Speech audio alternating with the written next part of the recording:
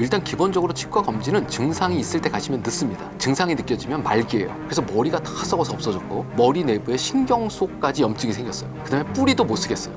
아프기도 하고 귀찮고 뭐가 많단 말이죠. 그러니까 복부 임플란트 심자 이렇게 얘기하는 경우들이 있어요.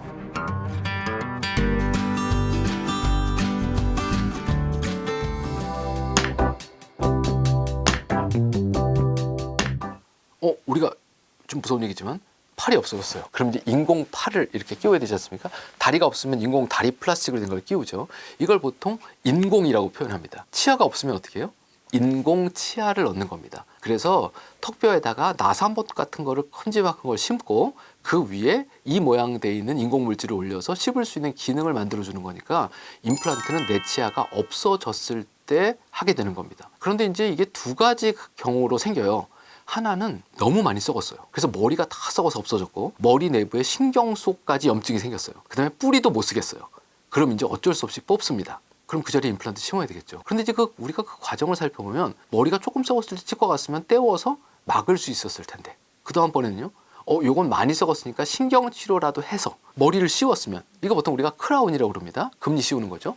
금리를 씌웠으면 내 이빨을 쓸 수 있을 텐데 이 단계를 다 치과 의사가 손을 못 댄 상황인 거죠. 그러니까 이젠 수습할 방법이 없다 뽑는 거 말고는. 또 한쪽은 이는 멀쩡해요. 그런데 이는 나무하고 비슷해서 흙에 이렇게 꽂혀 있습니다. 어디에 꽂혀 있죠? 잇몸뼈에 꽂혀 있어요. 그런데 비가 많이 오고 태풍이 불어서 흙이 다 쓸려 내려가면 나무가 흔들리다 빠지는 것처럼 잇몸뼈가 녹아서 없어지면 이가 멀쩡한데도 흔들려요. 그럼 빼야 됩니다. 이건 잇몸 질환 때문에 생긴 거죠. 그래서 사실 이건 아주 과장되게 90% 이상이 내가 매일 제대로만 닦으면 안 생기는 일입니다. 나이 먹는다고 생기는 일이 사실은 아니란 말이죠. 이 두 가지가 적정한 정기 검사와 치과 의사의 적정한 치료가 정기적으로 일어났으면 사실 임플란트 안 하고 사실 수도 있어요.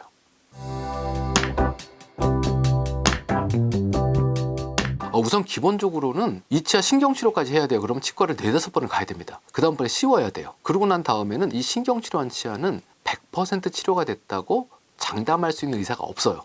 염증이 되게 심했던 거기 때문에. 그러면 몇 년 후에 또 탈이 날 수도 있어요. 그러면 고생했는데 그 치아를 또 치료해야 될 수도 있고 지금 치료할 때 여러 번 가셔야 되고 아프기도 하고 귀찮고 뭐가 많단 말이죠. 그러니까 복부 임플란트 심자 이렇게 얘기하는 경우들이 있어요. 근데 치과 의사 입장에서 제가 그럽니다. 이쪽 손가락이 정말로 불편하고 마음에 안 드는데 잘라내고 인공 손가락을 꽂자. 이걸 동의하실 분은 아무도 없어요.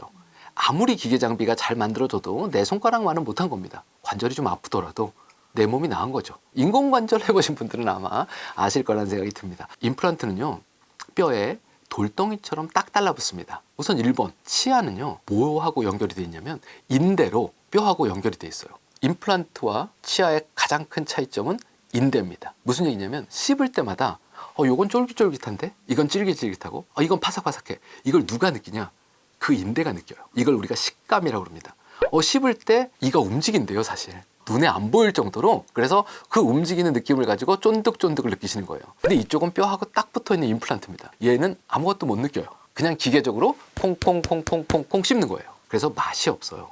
이게 제일 큰 차이입니다. 그래서 한쪽은 임플란트가 있고 한쪽은 임플란트가 없는 분이 있지 않습니까? 환자 중에. 이분은 임플란트 있는 쪽으로 잘 안 씹으십니다. 음식 맛이 없어서 그래요. 먹고 사는 즐거움이 많이 주는 겁니다. 또 다른 거 하나는 염증이 생기면 그 인대 공간에 우리 몸에 방어군 같은 세포들이 있어요. 그래서 나쁜 놈이 들어오면 싸워서 어떻게든 지키려고 얘기를 합니다. 그래서 칫솔질이 잘 안 돼서 잇몸에 염증이 생긴 경우에 우리 몸에서는 저항력이라는 게 있어서 서서히 망가지긴 해요.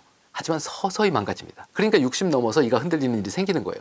문제는 20대부터 있었는데. 그런데 임플란트는 뼈하고 붙었기 때문에 그 세포가 없습니다. 그래서 똑같이 관리 안 하시면 임플란트는 훨씬 더 빨리 주변에서 뼈가 녹습니다. 임플란트도 빠집니다. 그런데 내인은 60년을 버텨줬어요. 세포들과 함께. 근데 임플란트는 6년을 못 버틸 수도 있어요. 제일 중요한 건 임플란트를 만약에 어쩔 수 없이 하시게 됐으면 뭐가 달라지셔야 되냐? 내 일상생활과 관리 방법이 완전히 달라지셔야 그 임플란트를 오래 쓸 수 있는 거예요. 이건 이물질이고 쇠로 된 거 꽂아놓은 거니까 평생 쓰겠지 이렇게 생각하시면 절대로 안 됩니다. 염증 생기면 임플란트도 빠집니다.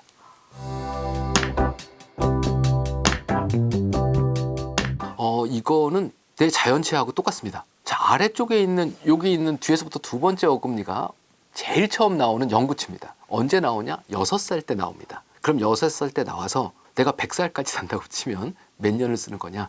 94년, 95년 쓰는 거예요. 자, 이 이는 95년 쓸 수 있을까요? 네, 쓸 수 있습니다. 썩지 않고 빠지지 않고 평생 그 이대로 쓸 수 있어요. 근데 그렇게 쓰는 분들이 매우 드물어요. 그 6살 때 나온 어금니는 초등학교 2학년, 3학년 때쯤 엄마한테 질질 끌려가서 충치를 때웁니다. 중고등학교 때쯤은 그 충치 주변이 또 썩었대요. 그래서 그게 조금 커져요. 대학교 지나서 20대, 30대 후반쯤 되면 그게 금리로 바뀝니다. 그 다음에 신경치료를 해야 되고 그러다가 빠져서 50 넘어서 임플란트를 하게 됐다. 이게 가장 평균적인 인생이에요. 임플란트 얼마나 쓸 수 있냐? 오늘 심어놓은 거 죽을 때까지 쓸 수 있습니다. 전제 조건은 뭐가 있어요? 나는 아무것도 안 하겠다. 임플란트는 평생 가야 된다. 이거는 6살 때 나온 내 어금니하고 똑같습니다. 내가 6살 때부터 제대로 잘 닦고 먹는 것도 주의하고, 그죠? 안 썩는 거 잘 먹어야 되겠죠. 예. 그 다음번에 매일매일 꼼꼼하게 관리하면 그 이 안 썩고도 평생 쓸 수 있어요. 근데 대부분 그 매일의 관리에 게을렀기 때문에, 그리고 거기에 관심이 별로 없었기 때문에 그런 겁니다. 사실 요즘 유튜브에서 연령대가 좀 높은 분들이 건강 관련된 컨텐츠를 되게 많이 보고 있어요. 그래서 제가 여기저기 녹화도 많이 하러 다니는데 20대가 좀 봐주면 좋겠다. 초등학생들한테 이런 교육을 좀 해주면 좋겠다. 이런 생각이 들어요. 근데 이게 공부하고 똑같습니다. 그죠? 나이 든 사람 부모님들이 다 뭐라 그래요? 고등학생한테? 지금 열심히 해야 된다. 안 그러면 나중에 후회한다. 그 얘기 다 하고 살았어요. 치과도 똑같습니다. 그때 열심히 닦았으면 지금 이 고생 안 할 텐데, 이거를 이미 겪어보신 분들은 다 느껴서 바꾸려고 그렇게들 애를 쓰시고 건강 관련된 부분에 관심이 무지하게 많으세요. 20대는요.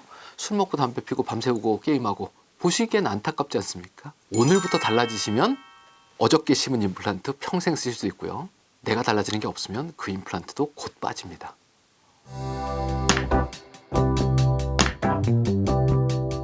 시술은 가능해요. 그런데 이제 그 정도에 따라서 좀 다릅니다. 예를 들어 혈압이 높으시면 뭐에 문제가 생길까요? 수술할 때 피가 잘 안 멎을 수도 있겠죠. 그러니까 혈압약을 드시면서 피를 좀 묽게 돌리거나 이런 일들을 하신단 말이죠. 그 다음번에는 당뇨병. 여기는 염증이 몸 안에 계속 있으면 상처가 치유가 잘 안 돼요. 그리고 임플란트 심은 자리가 잘 아물지가 않습니다. 또 골다공증이 있으신 분들은 약을 드시면 임플란트 심었을 때 임플란트 주변부에 뼈가 잘 안 생기거나 아니면 뼈가 오히려 죽는 일도 생겨요. 그래서 내가 먹고 있는 약, 내가 치료받고 있는 병원, 이런 것들을 치과의사한테 먼저 미리 자세하게 말씀드리고, 그 다음에 뭐가 필요하느냐? 내과에서 약 먹고 있는데 그럼 내과의사 선생님의 허가가 필요해요. 이걸 보통 의뢰라고 그럽니다. 이분이 지금 이 약을 먹고 있는데 수술하는 단기간 동안에는 제가 약의 용량을 좀 줄여드릴 테니까 수술을 하시고 치유가 되면 다시 약의 용량을 원래대로 올립니다.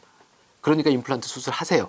이렇게 담당 내과 주치의 선생님의 허가가 필요합니다. 그래서 항상 치과의사가 의뢰서라는 걸 써요. 그러니까 그 의뢰서를 쓰려고 그러면 혈압이나 당뇨나 또 뭐 있죠? 골다공증이나 이런 여러 가지 전신질환, 치료받고 있는 만성질환에 대해서 치과의사한테 자세하게 얘기하시고 담당 선생님이 어딘지 그 얘기도 해주셔야죠. 그럼 이제 편지를 써드립니다.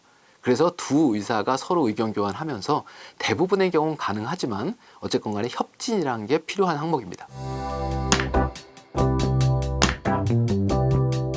일단 기본적으로 치과 검진은 증상이 있을 때 가시면 늦습니다. 증상이 느껴지면 말기예요. 여기 이빨이 좀 시린데? 이 무슨 얘기냐면 이미 잇몸뼈가 내려갔어요? 하고 똑같은 얘기예요. 여기 씹을 때마다 좀 시큰시큰한데 충치가 정말 깊은 걸요? 하는 거하고 똑같은 얘기입니다. 임플란트가 조금 흔들리는 것 같아. 그 얘기는 곧 뽑아야 할 수도 있어요 라는 거하고 똑같은 얘기예요. 그러니까 증상이 없을 때 가시는 게 정기검진입니다. 그건 다른 과도 마찬가지죠. 계속해서 가슴이 아파 이러기 전에 가셔야 돼요. 치과는 정기적으로 가셔야 되는데 보통 치과에서 지금 경우는 3개월 후에 오세요. 혹은 6개월 후에 오세요라고 보통 기간을 알려드립니다. 그런데 뭐 별 문제 없는데 이번에 관두지? 이런 분들이 훨씬 더 많아요. 그래서 꼭 가셔야 됩니다. 그래서 증상 없을 때 반드시 가시라는 얘기고요. 또 다른 거는 내가 그동안에 잘 관리했으면 이 이가 썩거나 잇몸 질환으로 빠져서 임플란트 심을 일을 안 하셨을 수도 있죠. 그럼 지금 내 관리 상태에 문제가 있는 인생을 사신 겁니다. 그래서 제가 늘상 말씀드리지만 치과 들어가서 임플란트 하기 전에 나와 임플란트 하고 난 내가 완전히 달라져야 됩니다. 그 달라진 상태가 정말로 관리 잘하고 있나 이런 거 보려고 그러면 사실 매달 가셔야 될 수도 있어요. 그래서 이 정도면 혼자 관리 잘 하시는 것 같으니까 이제는 3개월, 이제는 6개월에 한 번씩 오셔도 스케일링 안 하시고도 잘 살 것 같아요. 그 다음번엔 1년.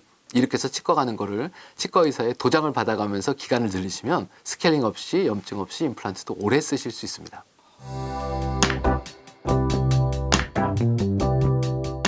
지금 참 다행스러운 일이지만 30대부터 저도 머리가 빠지고 있는데 아직까지는 그래도 앞에서 봤을 땐 괜찮습니다. 예.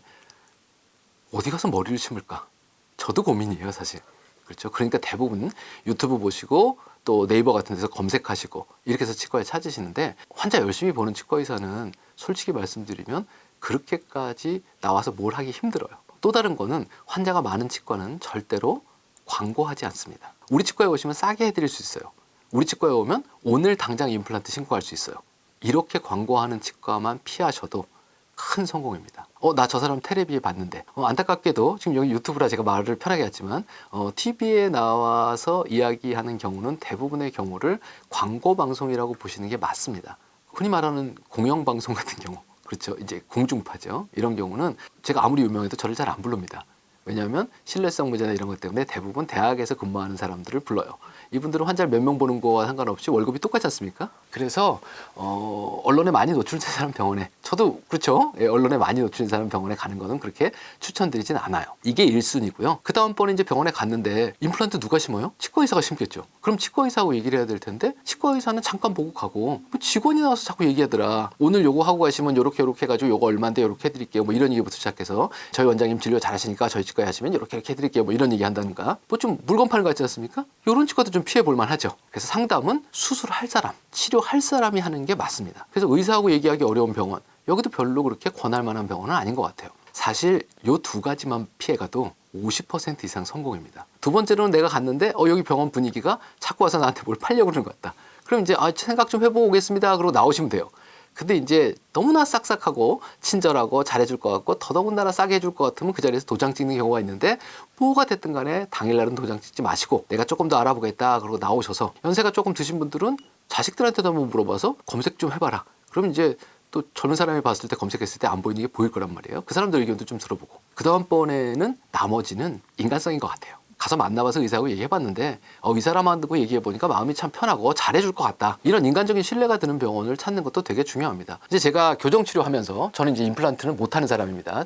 제 치료 범위가 아니라 교정치료하면서 가끔 주걱턱인 사람을 수술해야 되는 경우가 있어요. 그럼 이제 제가 수술을 못하니까 수술하는 선생님한테 보내야 되겠죠. 이제 그 부분은 치과에서는 구강, 아간면, 외과라고 하는 치과 안에 외과 전문의가 따로 있습니다. 이제 그분한테 보내는데 이렇게 얘기를 해요. 이쪽은 진짜 외과 선생님 같아요. 환자분이 가시면 걱정하지 마, 이쁘게 잘해줄게. 이런 분도 있고요. 이쪽에 가면 턱을 여기를 나눠서 이렇게 잘라가지고 이렇게 붙일 건데 이건 2mm고 3mm고 이렇게 자세하게 설명하는 사람이 있어요. 근데 환자분의 성향에 따라서 이쪽에 잘해줄게 하는 병원에 가면 야, 무슨 의사가 이렇게 건들건들하냐?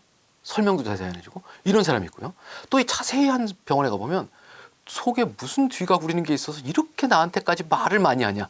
이런 분들이 있어요. 그러니까 의사하고 환자도 성향이라는 게 맞아야 됩니다. 그래서 만나보시고 얘기 들어보시고 이 사람이면 마음을 놓을 수 있을 것 같다라고 하는 흔히 말하는 나하고 맞는 거, 그다음 이 사람 인성이 어떤가, 인상도 그렇고 인성도 그렇습니다. 두 가지 다 보시는 것도 병원 선택하는데 되게 중요한 부분이라는 생각이에요. 우리 치아가 28개입니다. 28개의 아주 작은 박공기를 닦는데 우리는 그동안에 얼마나 시간을 썼을까?